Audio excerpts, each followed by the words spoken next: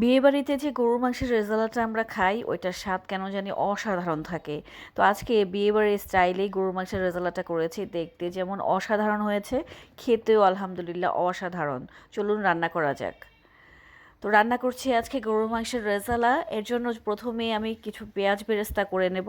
তো হাঁড়িতে তেল দিয়ে এখানে পেঁয়াজ কুচি দিয়ে দিয়েছি। পেঁয়াজটা অনবরত নেড়ে চেড়ে আমি বেরেস্তা করে নিয়েছি। গোল্ডেন কালার চলে এসেছে, এখন বেরেস্তাগুলো উঠিয়ে একটা সাইডে রাখছি। এখন এখান থেকে কিছুটা বেরেস্তা তেল আমি উঠিয়ে নিয়েছি, কারণ তেলের পরিমাণটা বেশি ছিল। তারপর এখানে আমি গরুর মাংস দিয়ে দিয়েছি, 1500 গ্রাম গরুর মাংস এখানে নিয়ে নিয়েছি। আর গরুর মাংসের টুকরাগুলো একটু বড় সাইজের নিয়ে নিয়েছি।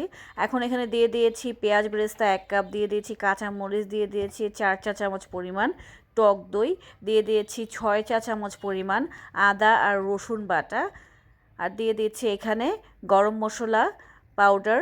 আসলে এটা ঘরেই তৈরি করা আমার, তো এটা আমি 4 চা চামচ দিয়ে দিয়েছি। দিয়ে দিয়েছি স্বাদ অনুযায়ী লবণ। আপনারা চাইলে আস্ত গরম মশলা ব্যবহার করতে পারেন, তবে একটা পারফেক্ট রেজাল্টের জন্য অবশ্যই আপনাদেরকে এইরকম একটা গরম মশলা নিতে হবে বা দিতে হবে। দিয়ে দিয়েছি লাল মরিচের গুঁড়ো 1 চা চামচ, লবণ দিয়ে দিয়েছি স্বাদ অনুযায়ী, দিয়ে দিয়েছি তেজপাতা, সেই সাথে দিয়ে দিয়েছি 1 কাপ পরিমাণ সেই বেরেস্তার তেল। এখন সব কিছু একত্রে একেবারে কচলিয়ে কচলিয়ে মাখিয়ে নিচ্ছি। মাশাল্লাহ, মাখানোতেই এটা দেখতে এতটা সুন্দর লাগছে যে কী আর বলবো। আপনারা নিশ্চয়ই দেখছেন এটা দেখতে কতটা লোভনীয় লাগছে। তো এই মুহূর্তে আপনারা চাইলে এটা আধা ঘন্টা থেকে 1 ঘন্টা রেস্টে রাখতে পারেন, তবে আমি রেস্টে রাখিনি কারণ আমার হাতে সময় ছিল না, তাই আমি সরাসরি চুলায় হাঁড়িতে বসিয়ে দিয়েছি।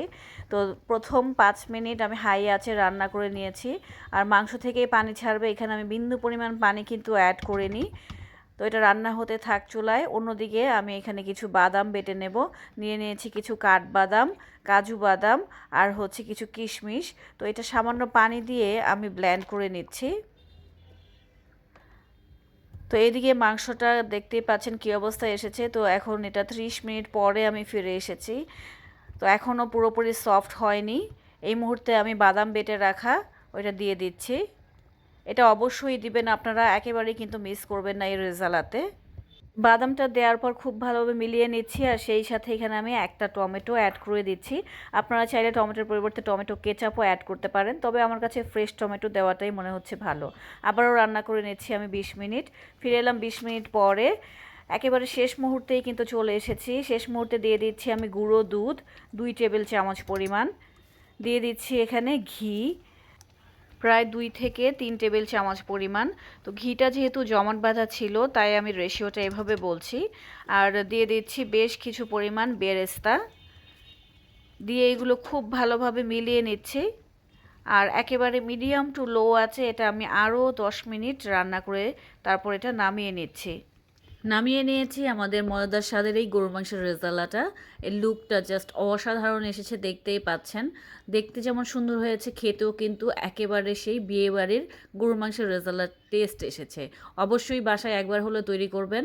আর সামনে আসছে ঈদে, অবশ্যই কিন্তু এই রেসিপিটা তৈরি করতে পারেন।